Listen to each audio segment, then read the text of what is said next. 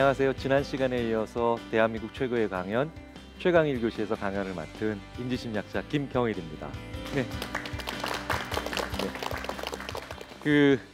지난 시간에 이제 코로나와 관련된 이야기를 좀 드렸죠. 지난 시간에는 코로나 블루로부터 빠져나온다, 좀 아픈 곳에서부터 좀 정상화된다라는 얘기를 드렸으니까 오늘은 좀 더 다른 맥락. 오늘의 강연 주제는 게임과 인간입니다.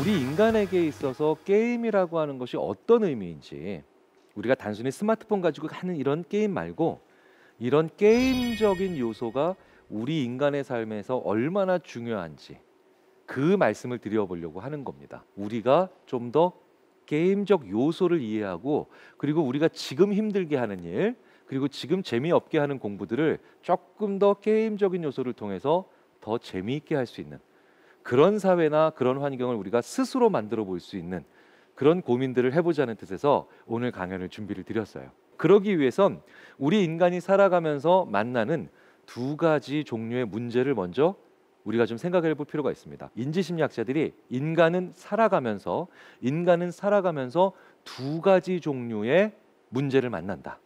첫 번째는 well-defined problem입니다. 그리고 두 번째는 ill-defined problem이죠. 그러니까 well-defined는 좋은 문제, ill-defined는 나쁜 문제? 아니요, 그런 뜻이 아니라 우리가 살아가면서 이런 여러 두 가지 종류의 문제를 만나는데, well-defined는 요소가 잘 규정되어 있기 때문에 눈에 잘 들어오는, 그리고 ill-defined는 그런 요소들이 엉망으로 규정되어 있기 때문에 눈에 잘 안 들어오는, 그래서 약간 더 혼란스러운 그런 문제들이에요. 그러니까 어려운 정도라기보단 혼란한 정도입니다. 자, 조금 더 구체적으로 말씀을 드려볼게요. 672 더하기 375, 이런 문제는 well-defined problem입니다. 잘 규정된 문제예요. 그러면 32,722 더하기 642,745, 이것도 well-defined예요. 자, 그런데 첫 번째 문제에 비해서 두 번째 문제는 훨씬 더 어렵죠. 그런데 양쪽 다 well-defined입니다. 왜? 자, 이런 문제는 어떻게 최종적인 답에 도달하나요? 첫 번째로 예를 들어서 635 더하기 375 이런 문제 풀 때는 1자리 더하면 되죠. 그 다음에 10자리 더하면 되죠. 그 다음에 100자리 더하면 되죠. 그러면 1자리를 다 더하고 이제 10자리에 와 있으면 나는 3분의 1 끝낸 거죠. 그리고 내가 10자리까지 끝냈으면 이제 100자리 하나 남았으니까 3분의 2 끝낸 거죠. 그럼 3분의 1 남은 거죠. 그러니까 내가 어느 지점으로부터 시작해야 되고 그 다음에 어느 지점까지 왔으며 그리고 얼마나 남았는가, 이런 거를 다 알고 있어요. 그러니까 이런 문제를 풀 때는 내가 뭘 하면 그만입니까? 내가 시간과 노력을 막 투자하고 열심히 하면 되죠. 그죠? 열심히 하면 되는 문제예요. 그리고 이런 문제는 어디에서 만나느냐? 주로 고3 때까지 만나죠. 시험 문제들. 그러니까 학교에서 우리가 푸는 문제들, 이런 문제들은 다 well-defined예요. 대부분 well-defined입니다. 네. 그런데 학교에서 이런 문제 잘 안 나오죠. 시험 문제로. 아니, 나올 수가 없을 수도 있어요. 지구를 지키려면 어떻게 해야 돼? 남북 통일하려면 어떻게 해야 돼? 이런 문제 잘 안 나오죠. 왜? 이건 어떻게 시작해야 되는지, 어디서부터 출발을 해야 되는지, 그리고 얼만큼 했는지, 얼만큼 남았는지를 알 수가 없죠. 위대한 결과를 만들어내는 문제라서도 아니에요. 왜? 제가 만약에 대학생인데 캠퍼스에서 정말 마음에 드는 여학생을 제가 봤습니다. 나 저 여학생이랑 꼭 연인 관계가 되고 싶다. 한번 사귀어보고 싶다. 어떻게 하면 저 여학생의 마음을 얻을까? 이것도 ill-defined죠. 이것도 규정이 안 된 문제예요. 어디서부터 시작했는지, 얼만큼 해야 되는지, 얼만큼 남았는지를 알 수 없는 모든 문제들 다 ill-defined, 제대로 규정되지 않은 문제들이죠. 자, 그렇다면 우리가 고등학교를 졸업할 때, 상당히 많은 부분은 대학도 그렇겠지만 학교를 졸업하기 전까지는 well-defined를 만나겠죠. 그런데 이제 학교를 졸업하고 세상에 나가면 이제 우리는 살아가면서 이제 만나는 모든 문제들은 ill-defined, 그러니까 규정이 잘 안 돼 있는 엉망진창으로 정의된 문제들을 만나게 되겠죠. 우리 삶이 이래서 고달픈 거 아니에요. 학교 때 반에서 1등이 꼭 세상에서 1등이 아니라는 걸 너무나 잘 알고 계시잖아요. 그 이유가 바로 뭐냐? well-defined를 잘 풀었던 사람들이 ill-defined 문제를 잘 푸는 건 아니기 때문이라는 거예요. 우리 인생이 참 이래서 한편으로는 혼란스럽고 한편으로는 재밌는 거죠. 아니 생각해 보세요. 고등학교 때 저희 반에서 1등하던 친구가 지금도 맨날 1등하고 있으면 얼마나 재미가 없어요. 그렇죠? 그 친구 입장에서 너무 속상하겠지만. 그래서 고등학교 때에서 대학교를 들어갈 때 그리고 대학교를 졸업할 때까지의 이 모든 성적과 학점은 그 사람이 얼마나 뛰어난 문제 해결자냐 이걸 보여주는 게 아니라 그 사람이 얼마나 성실했냐를 보는 거죠. 좀 더 성실하게 공부를 했으면 점수가 좋은 거고 좀 더 성실하게 공부를 했으면 학점이 좋은 겁니다. 그런데 그 사람이 사회에 나가서 이제 문제를 얼마나 잘 해결하고 세상에 얼마나 잘 대처하는가는 성실함에 무언가 더 얹어줘야 된다는 뜻이죠. 그리고 우리 인생은 이것 때문에 힘들어요. 자, 그런데요. 연애를 잘한다. 아니면 진짜 지구 평화를 지킨다. 이런 ill-defined가 갑자기 well-defined로 바뀌는 수도 있습니다. 한번 해볼까요? 제가 앱을 하나 만들었어요. 그냥 이런 앱을 한번 만들었다고 한번 가정을 해보자고요. 제가 오늘부로 공부의 신이라는 앱을 하나 만들었어요. 그리고 연애의 신, 통일의 신 이런 앱을 만들었습니다. 이런 앱들이 그런데 갑자기 제가 공부할 내용을 쫙 스캔을 해요. 스캔을 하더니 너 100점까지 24.3% 진도 나갔다. 뭐? 24.3%? 오, 대박인데? 그래서 아니 이게 어떻게 가능하지? 그래서 제가 한 페이지를 공부를 해봤어요. 한 페이지를 공부를 해봤더니 갑자기 24.3%에서 다시 1.6%포인트 상승. 그래서 제가 한 줄을 외워봤어요. 그랬더니 0.06% 얹어졌어요. 저 100점 못 맞을 수 없겠죠. 그런데 재밌는 건 이게 마치 무엇과 비슷하냐면 게임과 비슷하다는 거예요. 우리 게임 하시다 보면 큰 풍선 맞히면 100점, 작은 풍선 맞히면 50점, 그 다음에 제일 작은 풍선 맞히면 10점 뭐 이렇게 갈 때 있죠. 계속해서 하게 되죠. 왜? 내가 어디에 있고 얼만큼 했고 그리고 하는 만큼 포인트가 쌓이니까요. 이게 게임이에요. 그리고 방금 전에 저는 공부의 신이라고 하는 말도 안 되지만 어쨌든 그 앱을 통해서 방금 전에 공부를 게임으로 만들었습니다. 연애도 마찬가지예요. 제가 방금 전에 그 점 찍어뒀던 여학생에게 다가가서 혹시 밥 같이 먹을래요? 라고 얘기했는데 갑자기 앱이 연애의 신 앱이 너 저 여학생의 마음을 얻을 때까지 100이라고 치면 오히려 지금 마이너스 7. 뭡니까? 이 여학생은 지금 밥 먹기 싫은 거죠. 그리고 원래 남성과 식사하는 걸 별로 안 좋아할 수도 있습니다. 그래서 그럼 저는 그렇구나. 그럼 앞으로 밥 먹자는 얘기 좀 조심해야 되겠네. 근데 갑자기 다음 날 그러면 새로 생긴 저 카페에서 커피 한잔 하실래요? 갑자기 11.4% 상승. 이 여학생은 커피 마시는 건 좋아하는구나. 계속해서 이렇게 해봅니다. 그래서 어떤 게 점수를 따는 거고 어떤 게 점수를 잃는지를 찾아갈 수도 있겠죠. 마치 미로 게임처럼. 이번엔 진짜 완전히 내가 승부수다라고 해서 자동차 트렁크를 열었는데 풍선이 올라가는 이 이벤트를 했더니 그냥 폭망. 그럼 이거 절대 안 하게 되겠죠. 이러면 연애 못할 사람 없어집니다. 통일도 마찬가지겠죠.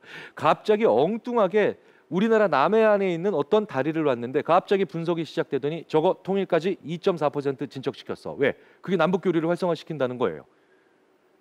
자, 방금 전에 저는 well-defined로 ill-defined를 바꾼 거죠. 이게 바로 우리가 방금 전에 얘기하는 종잡을 수 없는 일에 무언가가 들어가면서 게임처럼 하게 돼서 더 하게 되고 그리고 더 열심히 하게 되며 그리고 문제를 가시화시킨다는 거예요.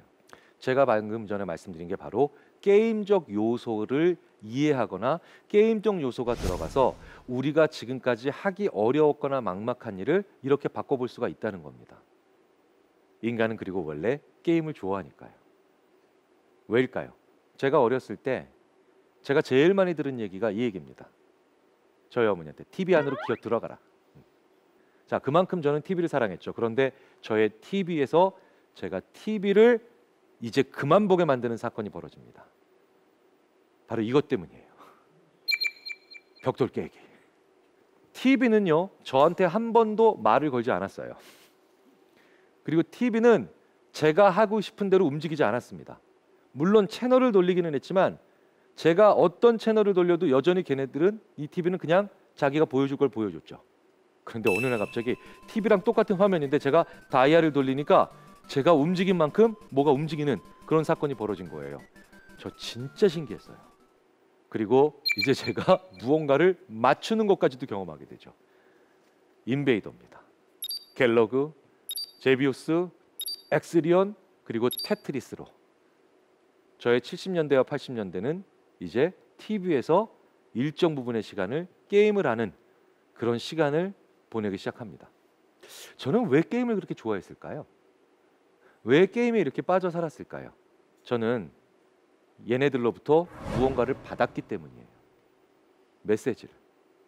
아까 그 공부의 신 아니면 통일의 신 혹은 연애의 신처럼 내가 하는 행동이 어느 정도의 의미가 있고 어느 정도의 길을 왔는지를 보여주는 시스템을 처음으로 만난 겁니다. 이 게임까지 가기 위해서 인간이 걸어가는 길이 있어요. 그게 바로 첫 행위가 바로 장난입니다. 도마뱀은 장난을 치지 않아요. 그만한 고등동물이 아니기 때문입니다. 그런데 재미있게도 인간 옆에 있는 포유류 중에 지능지수로는 인간 다음으로 똑똑한 건 아니지만 꽤 인간의 세계를 이해하고 있는 개는 장난을 칩니다. 개를 키워보신 분들은 이런 얘기를 하실 수 있죠. 나를 막 물려고 하는데 살짝 물어요. 그럼 제가 너 나한테 왜 이렇게 공격적인 행동을 하니? 이렇게 얘기하지 않고 너 장난치고 싶구나. 재밌는 건 장난을 쳐야 이제 고등동물의 시작입니다. 하찮게 일을 실없이 하거나 심심풀이 삼아함. 이게 장난의 정의거든요. 그러니까 이 장난을 치면 먹을 게 떨어지는 것도 아닙니다. 네, 내가 내 안전을 지키기 위해서 어떤 생산적인 행동을 하는 게 아니에요. 그런데 왜 장난을 인간은 치기 시작할까요? 이때부터 바로 뭐냐? 내가 어떤 존재인지 의미를 알아내는 것도 중요하기 때문이에요. 이 하찮은 일을 하면서 장난을 하면서 인간은 그래서 재미있게도 이런 여러 가지 무의미한 행동들을 하는데 여기서 쾌감을 느끼기 시작합니다. 저 많은 포스트잇으로 자동차를 뒤덮기도 하죠. 그런데 이 장난을 하기 시작하는데 장난이 시작되는데 장난으로만 끝나면 이제 우리는 어떻게 얘기를 합니까? 아이가 혹은 성장하지 않는다, 어린아이로 머문다 이런 얘기를 하게 되죠. 그래서 장난을 하기 시작하면 그 다음에 무엇을 하기 싫으냐? 장난에서 그치지 않습니다. 장난만 계속하면 이건 분명히 문제가 있는 거예요. 이 장난이 끝나면 이제 놀이를 시작해요. 근데 놀이의 정의가 뭔지 아세요? 이제 여러 사람이 모여 즐겁게 논다예요. 즉 여러 사람이라는 요인이 들어가요. 참으로 재미있게도 아이가 태어나서요. 어느 정도 이렇게 장난을 치고 에헤 막 이런 일을 하다 보면 갑자기 꽤 많은 부모님들이 이야 이게 우리 애가 나중에 사람 구실을 할까? 혹은 이런 걱정을 하신다고 합니다. 하지만 걱정하실 필요 없죠. 아이는 이제 놀이를 시작합니다. 놀이를 시작한다는 건 무슨 뜻입니까? 여러 사람이 모여서 이제 다른 친구들과 놀이를 시작한다는 거예요. 이 다른 친구들과 놀이를 시작한다는 건 바로 뭐냐면 바로 모이기 시작한다는 거죠. 그리고 그 모이는 게 시작되면 오락을 하기 시작합니다. 몸의 피로를 풀고 기분을 좋게 하기 위해 하거나 보며 즐기는 일. 자, 그런데 이렇게 장난, 놀이, 오락에서 멈추면 그게 바로 우리가 걱정하는 게임 중독입니다. 여기서만 끝나는 거예요. 그런데 이 게임은요, 규칙이 존재합니다. 규칙을 정해놓고 승부를 겨루거나 유희를 목적으로 하는 놀이인데 여기서 뒤에 유희에다 초점을 맞추면 여전히 이 전까지의 오락에서 끝나지만 하지만 규칙성에 만약에 초점을 맞추면 이제 그런 게임적 요소를 이해하기 시작하는 거예요. 그래서 저는 이 규칙이란 말에 한번 주목을 해보고 싶습니다. 그래서 게임은요, 오락과 구분이 돼야 되고요. 그리고 더 중요한 건 우리가 얘기하는 노름과 구분이 돼야 됩니다. 노름은 뭡니까?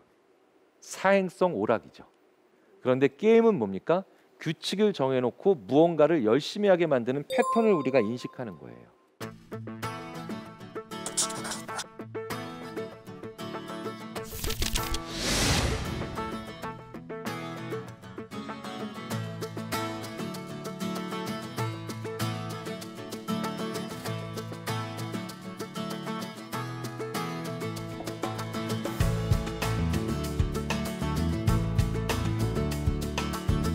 게임과 게임 아닌 것의 얘기를 이제부터 시작해 보겠습니다. 규칙대로 하는 것. 이것만 있으면 일과 공부예요. 공부에서 2 곱하기 2는 4죠. 그런데 여기에서 4라고 하는 것을 얘기하면 정답이고 그래서 내가 점수를 받죠. 그건 게임과 다르지 않습니다.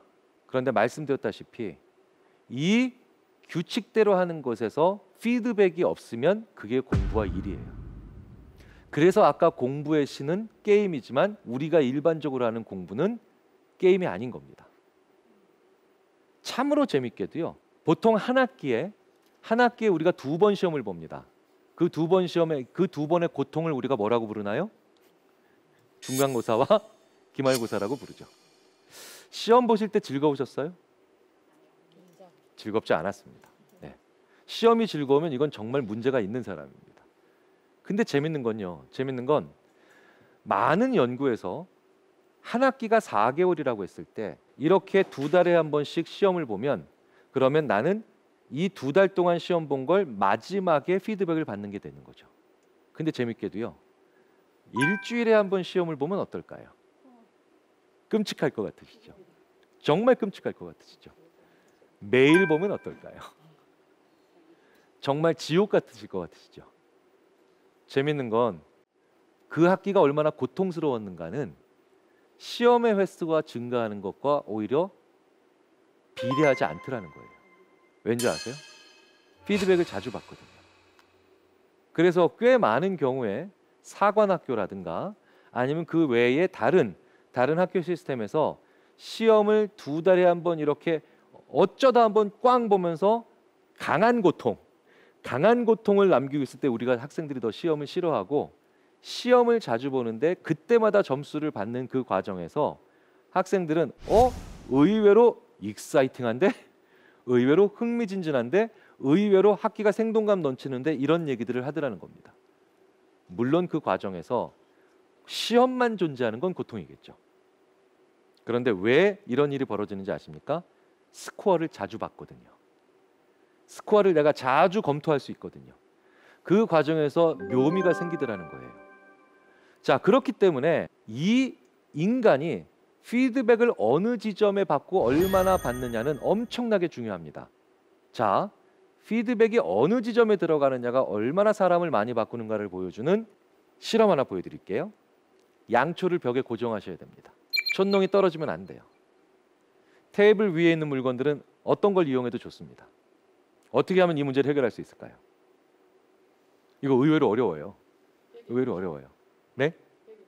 벽에, 그러니까 이제 대부분 벽에 붙인다는 생각을 하십니다. 그래서 벽에 이렇게 딱 붙이고 촛농을 이렇게 세로로 계속해서 성냥으로 계속 그려서. 근데 이게 또 저희가 그렇게 만만하게 해놓질 않았습니다. 그래서 이 초가 길기 때문에 뚝 하고 떨어집니다. 계속해서 떨어져요. 실제로 어떤 대학에, 어떤 미국의 명문 대학 혹은 한국의 명문 대학에서 이걸 하더라도 양초가 계속해서 뚝 하고 떨어지고 뚝 하고 떨어져서 학생들이 무지하게 약 올라옵니다. 30분 넘어가도 해결 못하는 학생들의 비율이 70%가 넘습니다. 그런데요, 이 문제 어떻게 해결하는지 아십니까? 이렇게 해결하면 됩니다. 네, 이렇게. 네. 근데 이걸 진짜 못해요, 학생들이. 왜냐? 이 전장면이 앞정이 상자 안에 들어가 있었잖아요. 앞정이 상자 안에 들어가 있었기 때문에 앞정을 한번 비워내볼 생각을 누구는 못하는 거예요. 그래서 이 문제를 해결하는 걸 그렇게 어려워하는 겁니다. 자, 그런데 이 상태에 놓고 문제를 해결하라고 하면 대부분의 학생들이 몇 분 내에 아하라고 하면서 상자를 딱 벽에 붙여놓고 앞정으로 상자를 고정해 버립니다. 그리고 양초를 올려놓고 문제를 해결하죠. 첫 번째 상태에서는 왜 학생들이 문제를 해결 못했을까요? 고정관념으로부터 못 빠져나온 거예요. 고정관념으로부터 빠져나오지를 못하니까 이 학생들이 계속해서 힘들어하다는 거죠. 그런데 지금 이 상황은 학생들이 고정관념으로부터 빠져나온 상태죠. 빠져나온 상태가 되니까 그 다음에 문제를 해결할 수 있는 여지가 생기는 겁니다. 자, 우리가 이걸로부터 알아낼 수 있는 첫 번째 교훈은 뭡니까? 아, 고정관념으로부터 빠져나오는 건 참 힘들구나. 이걸 첫 번째로 알아낼 수가 있겠죠. 근데 두 번째 더 재밌는 실험이 있죠. 이 상태에서는 너 이거 잘하면 내가 상금 줄게. 인센티브죠. 이렇게 인센티브를 강하게 주면 줄수록 오히려 문제를 더 해결 못합니다. 그러니까 오히려 고정관념으로부터 빠져나오기 전까지는 금전적 인센티브를 주면 강하게 약속하면 약속할수록 오히려 더 못하다라는 거예요. 그런데 참 재밌게도 이렇게 고정관념으로부터 이미 빠져나온 상태에서는 요 상태에서 인센티브를 강하게 약속하면 강하게 약속할수록 오히려 사람들이 더 이 문제를 잘 해결하고 저 상자를 벽에 붙여서 양초를 올려놓을 생각을 더 잘하더라는 겁니다. 더 빨리 가더라는 거예요. 정리해보면 이렇게 되죠. 어떤 문제를 해결해 나가는 과정에서 고정관념으로부터 빠져나오기 전까지는 그걸 돈으로 해결해 볼 수가 없더라는 겁니다. 돈 많이 줄게라고 하는 건 다 문제가 해결되고 난 다음에 돈 많이 줄게라고 한다는 건 결국 문제를 해결할 수 있는 방법이 아니라는 거예요. 그런데 이미 고정관념으로부터 빠져나왔어요. 그래서 이제 달려나가기만 하면 됩니다. 절로 가기만 해요. 그렇게만 그렇게 길이 남았을 경우에는 이제 돈을 세게 걸면, 상금을 세게 걸면 사람들이 더 속도를 내더라는 거죠. 그러면 우리가 돈을 바라보고 사는 거, 더 많은 급여를 바라보고 사는 거, 더 큰 상금을 바라보고 사는 건 후반전에나 가능한 거죠. 전반전에 이렇게 무언가 창조적인 생각을 하거나 아니면 무언가로부터 빠져나오게 만드는 데는 다른 요소들이 필요하죠. 그게 바로 뭐냐? 게임적 요소라는 거예요. 나도 모르게 문제를 해결하고 싶은 거죠. 그게 최종적인 상금이 아니라 지금 이 순간의 느낌이나 지금 이 순간의 피드백에 훨씬 더 사람들이 초점을 맞춰야 된다는 겁니다. 저거 기억나세요? 한메타자. 저는 정말 힘든 날을 보냈습니다. 독수리 타법 아시죠? 이거. 네. 진짜 차라리 내가 8만 대장경을 새로 만든다 막. 네, 이렇게 괴로워하면서 자판을 쳤던 기억이 납니다. 근데 좀처럼 자판에 익숙해지지 않더라고요.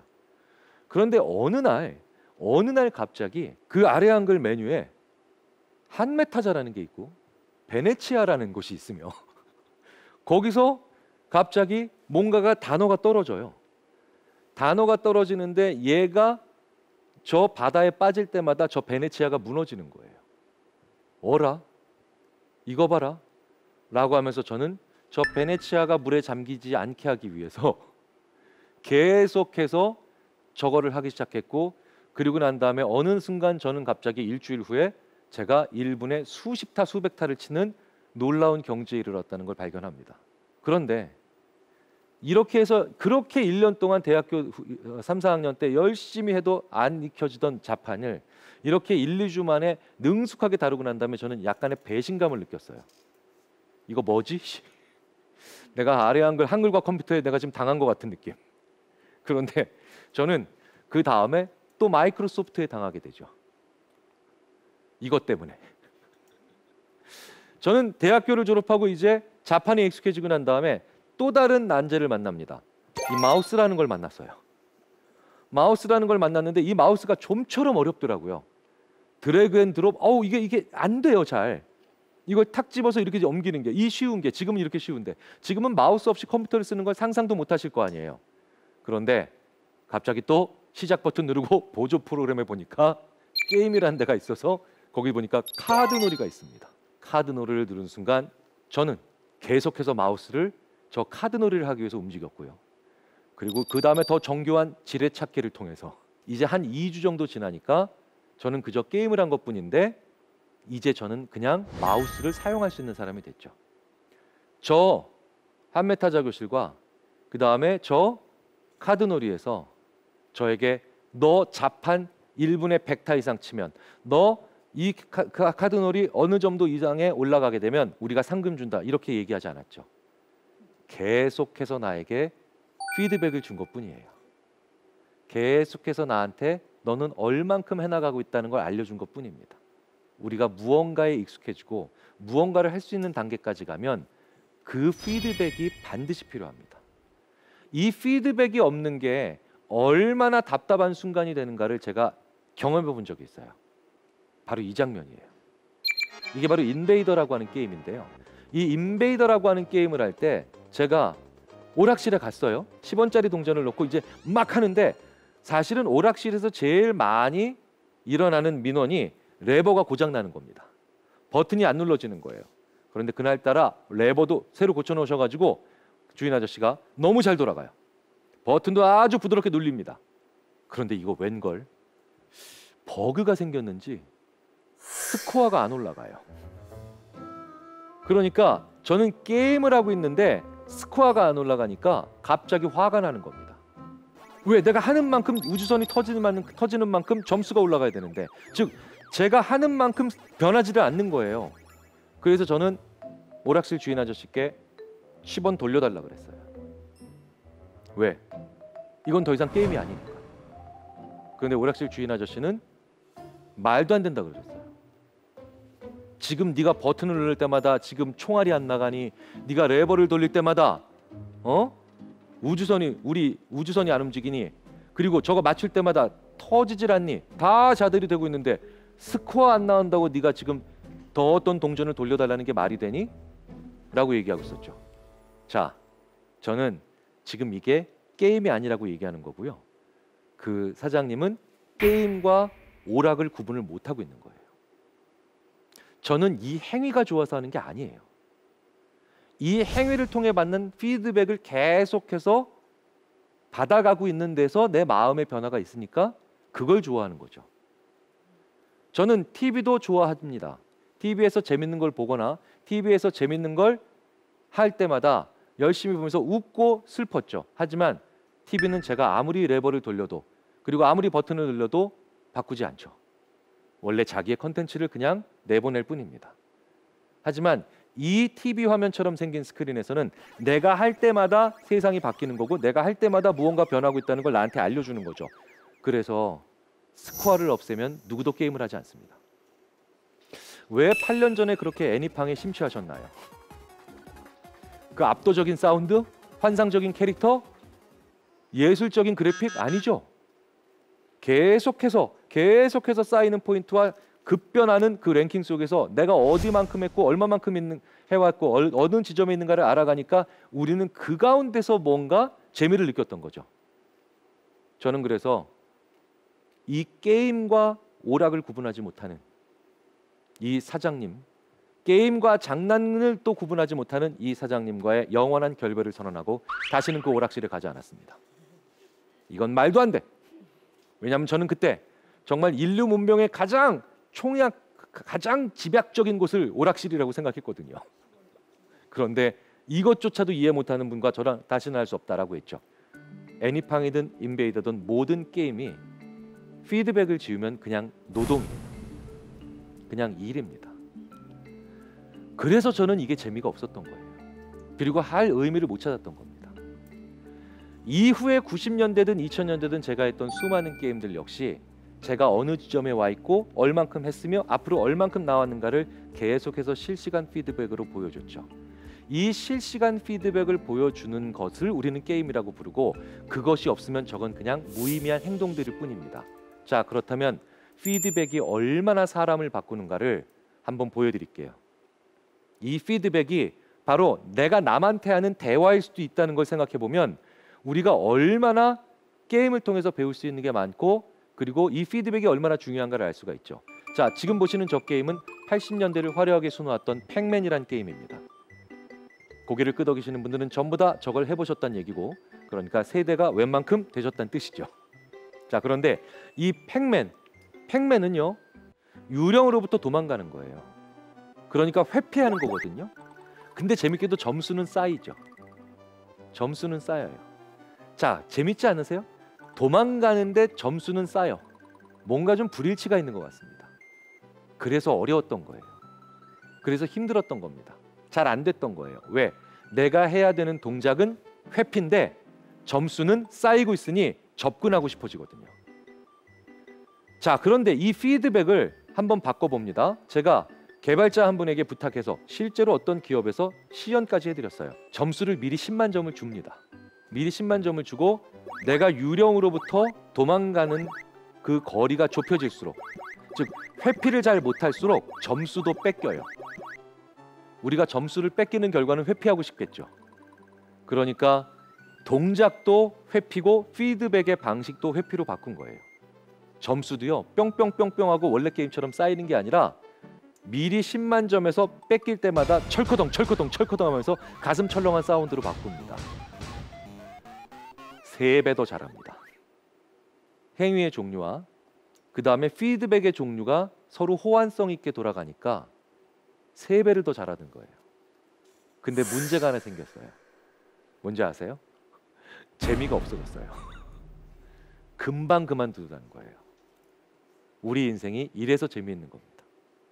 어떤 일을 잘하게 만들기 위해서 게임의 요소, 그 행위의 요소와 혹은 일의 요소와 피드백의 요소를 합칠 수도 있죠. 서로 일치하게 만들 수 있습니다. 그런데 그 일치성이 너무 높아지면 이제 흥미와 호기심을 잃어버릴 수도 있더라는 거예요. 너무 뻔한 일이 돼버리니까. 그 사이에 어떤 지점을 찾는 게 우리가 해야 될 일들입니다. 우리가 그 일을 더 잘하게 만드는 게 목적인지 혹은 그 일에 흥미를 가지게 되는 목적인지에 따라서 행위의 종류와 그 다음에 피드백의 종류를 어떻게 변환시키느냐에 따라서 무궁무진한 세계가 펼쳐질 수 있다는 거예요. 그래서 피드백의 종류가 많아지는 사회는 굉장히 중요한 사회입니다. 자, 제가 좀 살이 빠졌어요. 아까 한 분께서도 살이 많이 빠졌다, 피곤해 보인다. 심지어 제가 지금까지 피곤해 보인다는 얘기를 들어본 적이 없는 사람입니다. 워낙 토실토실해서. 그래서 저도 한번 살을 빼보자 라고 했는데 살 뺄 때 진짜 힘든 게 바로 저 BMI 지수를 보시는 겁니다. 저게 제 거예요. 88kg였습니다. 88kg. 그런데 88kg에서 제가 열심히 살을 빼봤습니다. 78kg까지 빼봤어요. 얼마나 각고의 노력을 했겠습니까? 왜 제가 88에서 살을 뺐는지 아세요? 제가 비만이래요. 그런데 조금만 더 찌면 이제 고도 비만이래요. 몇 달 동안 열심히 감량을 하고 운동을 해서 저는 78kg가 됐어요. 엄청난 거죠. 그런데 여전히 비만이에요. 제가 저기서 진짜 화가 나오더라고요. 제가 1978년에 그 오락실에서 느꼈던 분노를 여기서 또 느꼈습니다. 왜 나는 10kg나 이동했는데 스코어에는 변화가 없는 거죠? 갑자기 살을 빼고 싶다라는 게 아니라 그냥 다시 10kg 찌우고 싶다는 생각까지 들더라니까요. 그런데 그때 게임을 이해하고 있었던 다른 심리학자 한 분이 저한테 이럽니다. 너 이제 더 이상 살 못 뺄 것 같지? 이건 말도 안 돼. 그리고 어떻게 이 세상에 인간을 5종류로 나눠? 그런데 그 심리학자가 저한테 이렇게 얘기하죠. 게임으로 바꿔봐. 그게 무슨 얘기인가 했어요, 저는. 그런데 다른 얘기가 아니더라고요. 다이어트 체중계를 사래요. 다이어트 체중계를 사니까 체중계가 문제가 아니라 체중계에 연결된 스마트폰의 앱이 절묘하더라고요. 저는 BMI라고 하는 전혀 게임적이지 않은 그 피드백 시스템 내에서 무려 10kg나 감량하는 노력을 했고 여정을 거쳤지만 전혀 변하지 않는 급관 내에서 완전 비게임적인 상처를 받았죠. 그런데 여기에 보니까 하루의 저의 상태와 저의 걸어온 길 그리고 얼만큼 했고 얼마나 남았는가를 보여주는 게임 스코어가 무려 10종이 넘게 나오더라고요. 그래서 저는 재미있게도 체중에서 상처받고 체질량에서 게임 즐기며 체질량에서 다시 변화 없으면 주행 숫자나 주행 거리나 아니면 운동 횟수에 여전히 그러니까 동기부여를 받습니다. 그리고 정 안 되면 하루에 몇 번 얼마나 서 있었냐를 보고도 또 흐뭇해하죠. 그럼 이렇게 되면 저는 어떻게 됩니까? 동기부여라는 게 되죠. 그래서 저는 4kg를 더 빼서 이제 74kg에 들어와 있고요. 그래서 저는 5년 전에 샀던 32 허리 사이즈 바지를 드디어 다시 꺼내서 입을 수 있는 행복감을 누리고 있죠. 바로 이게 게임적 요소를 이해하는 사람들이 만들어낸 제품을 통해서 우리가 좀 더 지혜롭게 그리고 원활하게 삶을 살아가는 겁니다. 우버도 마찬가지죠. 우버가 왜 성공했을까요? 게임이라서 성공한 거예요. 우버는요, 들어가는 도시마다 그 나라의 택시 산업을 평정하죠. 왜겠습니까? 쉬워서 혁신적인 신기술이라서. 우버에 어디 그런 게 있나요? 이미 택시는 손만 들면 오면 지구상에서 가장 편리한 운송수단이었어요. 예매할 필요도 없죠. 그렇죠? 정류장에서 기다릴 필요도 없습니다. 그런데 왜 우버는 사람들이 한 번만 써본 사람이 없고 한 번도 안 써본 사람만 있다고 얘기할까요? 우버가 게임이라서 그래요. 게임. 끊임없이 나한테 오죠. 끊임없이 나에게 얼만큼 왔고 얼만큼 남았고 어느 지점에 있는가를 보여줍니다. 이게 바로 게임이고 실시간 피드백이죠. 디지털 트랜스포메이션이라고 합니다. 많이들 들어보셨을 거예요. 이 디지털 트랜스포메이션이라고 하는 미래 사회의 가장 중요한 키워드가 사실은 심리학자들한텐 계속해서 끊임없이 나한테 오는 실시간 피드백입니다. 그래서 우버에서 눈을 뗄 수가 없는 거고, 지금 우리가 쓰는 모빌리티 서비스들도 대부분 이런 시스템을 쓰고 있는 거죠. 그리고 이건 지하철에서도 발견됩니다. 지하철에서 어떤 메시지 때문에 우리는 더 이상 어두운 플랫폼을 쳐다보지 않을 수 있을까요? 바로 이것 때문이죠. 전역을 출발한 열차가 이제 나에게 있는 곳으로 끊임없이 오는 거죠. 이것도 다 게임이에요. 그렇다면 이 게임의 요소인 피드백은 이렇게 정의가 돼야 되죠. 3분 후 열차가 승강장에 들어옵니다. 라고 90년대와 2000년대 초반에 영무원께서 말씀하시면 그 3분 동안 우리는 이제 어떠한 피드백도 받지 못한다라고 오히려 생각을 해서 어두운 터널 끝을 쳐다봤거든요. 갭이 생긴 거예요. 갭이 생긴 겁니다. 빈 공간에 아무것도 없기 때문에 우리가 거기에 빠져서 허우적될 수 있기 때문에 우리는 그 갭을 싫어하죠. 그래서 우리는 열차와 승강장 사이에 공간이 넓으니까 발을 조심하자라고 하지만 영어권에서는 mind the gap 이렇게 표현합니다. 그 갭에 유의하라. 왜? 우리는 그 갭이 싫으니까. 그 갭을 채워줄 수 있는 메시지들이 바로 피드백이고, 그리고 그 갭을 계속해서 채워나가면서 우리는 뭡니까? 좀 더 부드러운 연속으로 삶을 살아갈 수 있고 계속해서 그 방향을 추구할 수가 있는 거죠. 우리는 왜 도토리를 사면서까지 비트코인의 전신이라고 불릴 수 있는 이 도토리를 사면서까지도 왜 싸이월드에 열광했을까요? 바로 이 싸이월드가 계속해서 우리한테 지금 너의 일기장에, 너의 기록에 얼마나 많은 사람들이 관심을 가지고 있는가를 보여주는 실시간 피드백이었기 때문입니다. 미래 사회는 피드백을 주는 사회냐 아니냐로 결정이 날 겁니다. 기술은 이제 대부분의 사회가 근접돼 있죠. 그리고 우리 아이들이 이제 시험을 보고 수능을 보지만 수능 시험 장소에 들어갈 때 가지고 들어가면 절대 안 되는 물건이 바로 뭐겠습니까? 스마트폰이죠. 왜? 걔가 전국 1등이기 때문이에요. 어찌 보면 참 서글프죠. 스마트폰만 들어가면 누구나 1등하는 전국 수석을 하는 시험을 우리 아이들 수십만 명이 몇 년씩 준비해서 줄을 쓴다는 거예요. 속상하지 않으세요? 저는 속이 상합니다. 우리의 아이들은 점점 줄어들고 있어요. 그 비율은 이제 인정해야 되는 시점이죠.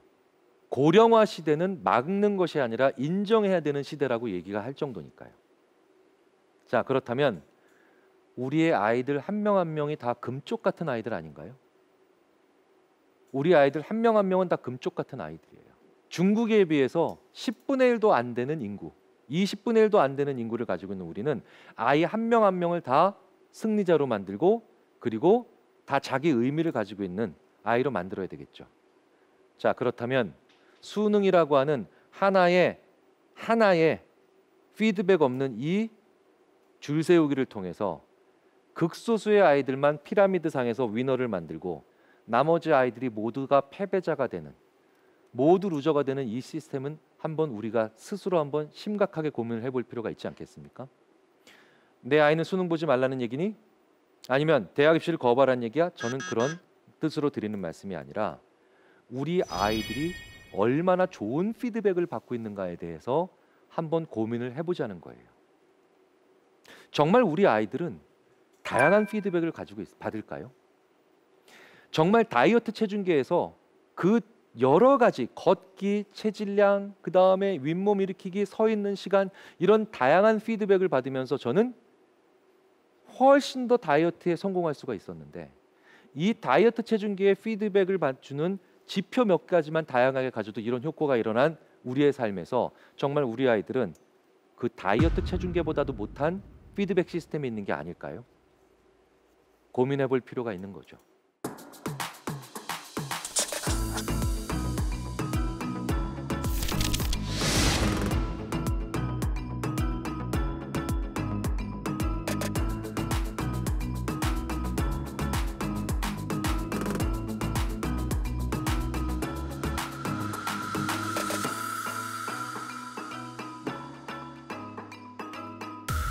제가 즐겨 쓰는 화법이 있어요. 그리고 이 화법은 심리학자들이 얘기하는 굉장히 중요한 사람의 본질을 얘기해주고 사람을 훨씬 더 지혜롭게 만드는 화법입니다. 타고난 의지력이 아닌 그 사람의 전략에 칭찬하는 겁니다. 김대리 자네 요즘 금연에 성공하고 있다며? 정말 놀라운 의지력이군. 어떻게 이렇게 노력을 잘하고 있는 거야? 이것보다 김대리 자네 요즘 금연에 성공하고 있다며? 방법이 뭐야? 두 번째가 훨씬 더 좋은 대화법이죠. 왜? 타고난 노력과 의지력이 아닌 그 사람의 전략에 대한 대화를 하기 시작하면 그러면 피드백을 서로 주고받을 수 있는 대화가 됩니다. 이렇게 해봤더니 요만큼이 되고요. 요렇게 방법을 바꿨더니 요렇게 괜찮아지더라고요. 라고 하는 피드백에 관련된 대화가 이제부터 시작되기 때문이에요. 열심히 공부해서 좋은 점수를 받은 건 분명히 중요한 의미이지만 어떤 결과가 좋게 나왔을 때 너는 어떻게 그런 좋은 결과를 받았니? 너의 방법은 무엇이니? 라고 물어보는 부모와 선생님이 필요하지 않을까 생각이 든다는 거죠. 우리는 어떤 사람이 좋은 결과를 받아들이면 그 사람의 노력에 칭찬합니다. 물론 이것도 나쁜 칭찬 방법이 아닙니다. 왜? 재능보단 낫거든요. 재능에 칭찬받은 사람은 결과가 안 좋을 것이 예상되면 노력을 하지 않음으로 인해서 오히려 자기 재능은 여전히 있었다라는 별명을 하고 싶어 합니다. 그래서 아이를 망치려면 재능에 칭찬하면 되죠. 더 쉽게 말씀드릴까요? 머리 좋다라고 하시면 됩니다. 그런데 그 재능이 아닌 노력에 칭찬하면 아이는 최소한 열심히 할 수 있는 사람이 됩니다. 노력에 칭찬받으면 결과가 나쁘지 않아도 노력했다라는 것을 인정받으면 나는 상처받지 않으니까요. 하지만 노력에 충분히 칭찬하셨다면 이젠 방법에 칭찬을 하셔야 됩니다. 너는 어떤 방법으로 그 좋은 결과가 나왔어? 라고 하면서 사람들은 이제 노력의 단계를 뛰어넘어서 이제 나의 방법은 이거야 라고 얘기를 시작하면서 그 방법의 다양함과 그 방법의 섬세한 변화에 의해서 추이와 그 다음에 그 세부적인 결과와 변화를 얘기하는 피드백적인 대화를 하기 때문이에요. 저는 이제 우리나라가 노력의 신화에서 벗어나야 된다라고 생각을 합니다. 노력은 중요한 가치고 노력은 우리 삶을 혹은 우리 인생에 있어서 굉장히 어느 지점까지 사람을 올려놓게 만드는 중요한 원동력이죠. 하지만 노력이 모든 걸 해결하지 않는다는 걸 잘 알고 계시죠. 그러면 한 단계 더 올라가기 위해서 우리는 이제 그 사람과 특히 나보다 어린 사람과 당신의 성공은 어떤 방법을 통해서 이루어졌는가에 대한 훨씬 더 게임적 대화와 피드백에 기반한 대화를 시작해야 된다고 생각합니다. 테크니온 이스라엘 공과대학의 나이라 뮤지처 교수와 그 다음에 아나트 라파엘리 교수라고 하는 사람이 있습니다. 이 두 사람이요, 자기 연구실에 전화를 걸어서 연구 업무에 관련된 통화를 해야 되는 사람들을 아주 재치 있게 그리고 짓궂게 기다리게 합니다. 세 그룹으로 나눴어요. 첫 번째 그룹에게는 그냥 기다리라고 죄송하다 그랬어요. 조금만 기다리시라고. 그 다음에 두 번째 그룹에게는 아름다운 음악을 틀어줬습니다. 기다리는 동안. 세 번째 그룹에는 6사람 남았다고 알려줬어요. 피드백을 줬습니다. 자, 그런데 어느 그룹이 가장 오랫동안 기다려줬을까요? 두말할 필요 없이 세 번째 그룹이죠. 그런데 더 재밌는 건 두 번째 그룹보다 첫 번째 그룹이 먼저 끊었다는 겁니다. 첫 번째 그룹은 미안하다, 기다려라였어요. 그리고 두 번째 그룹은 말도 안 하고 그냥 음악만 들려줬어요. 그런데 오히려 첫 번째 조건에서 사람들이 더 빨리 끊었다는 거죠. 우리 젊은 친구들이 참을성이 없는 게 아닙니다. 우리 젊은 세대가 피드백을 못 받기 때문에 음악을 듣는 것보다도 못한 말을 지금 우리 기성세대로부터 듣고 있기 때문에 버티지 못하는 게 아닐까요? 힘들어하는 게 아닐까요? 그렇다면 이제 우리는 더 좋은 환경, 더 좋은 조건을 만들어 주는 것도 중요하겠지만 이제 우리의 자녀 세대들에게, 우리의 후배 세대들에게 어떤 피드백을 주어야 되는가, 그리고 어떤 피드백을 줘야 이들로 하여금 좀 더 앞으로 나가게 할 수 있는가를 고민을 해봐야 됩니다. 은행에서 줄 서시면 몇 명 남았다 대기표에 번호가 있죠. 그것만 가지고도 우리는 훨씬 더 편안하게 은행에서 기다릴 수 있게 됩니다. 은행의 대기 시스템보다도 못한 피드백 시스템을 우리가 우리의 후배 세대들에게 주고 있지 않는지, 그리고 우리의 자녀들에게 주고 있지 않은지 이제 심각한 고민을 해봐야 될 시점이 아닌가 싶습니다.